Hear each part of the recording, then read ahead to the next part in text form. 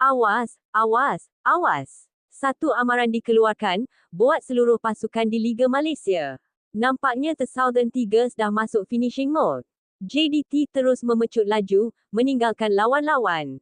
Selepas satu aksi membantai di Stadium Bandaraya, siapa sangka, kini gelaran juara Liga Super yang ke-12 berturut-turut, hanya tinggal selangkah lagi. Persoalannya, bolehkah ada sesiapa yang menghalang mereka? Atau sejarah dah pun tercipta, di Bandar Seri Begawan nanti? Jom kita saksikan laporan penuh.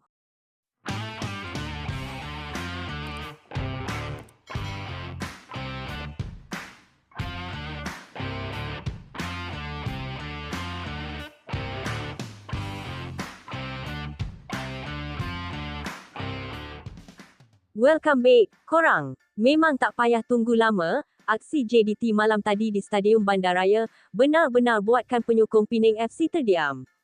Berdepan dengan tuan rumah, Harimau Selatan tak ampun langsung. Jaringan bergolek dari Marcos Guilhem, Bergson da Silva dan Oscar Eribas cukup untuk mengesahkan kemenangan 4-0 ke atas Penang FC. Tapi apa yang lebih menggerunkan, ini bukan sekadar tiga mata biasa. Wartawan Astro Arena, Zulhelmi Zainal Azam, melalui ciapan di X memaklumkan bahawa JDT kini hanya memerlukan satu lagi kemenangan untuk menjulang trofi buat kali ke-12 berturut-turut. Bukan 12 kali biasa, tapi 12 kali berturut-turut, satu rekod yang bukan calang-calang pasukan mampu buat. Tanggal keramatnya, 15 Mac ini. Lokasinya, di Bandar Seri Begawan, menentang Brunei DPMM FC, laman rasmi JDT dah pun bertukar menjadi padang perlawanan seterusnya. Kalau korang tengok carta, JDT dah berada di atas dengan 54 mata, jauh meninggalkan KL City FC di tangga kedua. Cuba tengok jurang ini. JDT 54 mata, KL City baru 36 mata, dan Selangor di belakang sekali lagi dengan 35 mata. Tapi Selangor ada peluang untuk memintas KL City balik ke tangga 2 kalau mereka menang menentang Melaka FC. Tapi, walau apapun yang berlaku kat Selangor, jalan JDT dah terlalu mudah.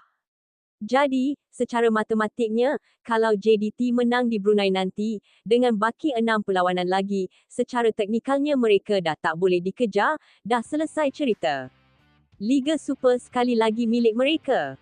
Jadi, korang rasa, adakah DPMM mampu jadi pengacau rancangan JDT?